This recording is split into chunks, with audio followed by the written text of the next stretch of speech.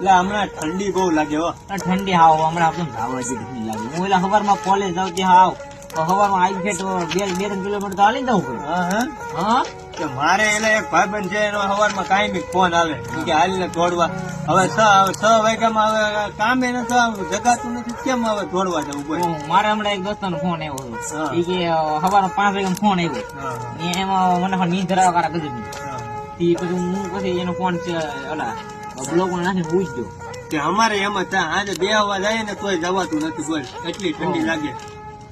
એક તો આ જઈ જેવી પડે કેમ નીકળવું બાપુ. તો પણ આ ટાઈટ આ વોનના સમય બહુ ટાઈટ પડશે હો ભાઈ. ટાઈટ બહુ પડે હજી પડશે. હજી તો વાર છે ટાઈટ ની તો. હજી ખાલી શરૂઆત છે. તો આપણે છે ને હવે છે ને બંતન ભેગા કરવા જોઈએ, કેમ ને? તો બંતન નું કઈક કરવું જોઈએ. બોલેરો ભરી વહી આવે. હા ઈ કરાય દો જો પછી એક જગ્યાએ નાખી દેવું.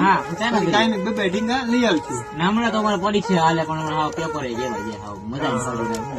ટાઈટમાં લખવાનું બંધ કરીને નું આવે તો હું બોલ ને પકડા દઈશ હમણાં. તો પણ ઠંડી જેવી પડે તો શું કરવું? શું કે આપણે તાપ હોય તાપ કરવો જ પડે ને. શું કરવું આપડે? 10-11 વાગ્યા લગન બેહવાનું હોય તો તાપીએ ઘડીક ને મજા કરીએ. બીજું તો શું કરીએ? બીજું હોય ના. હા એમ મજા કરે મોજ મજા કરે નીકળી જાય એમ જ હોય લાગે. એમ હમણાં પછી થિયરી આવે છે. હા થિયરી આવે છે. તો શું કેવાય, દોડવા જવાનો પ્રોગ્રામ બનાવો છે? તો આ સવારે કેમ મેરા સવારે જવું.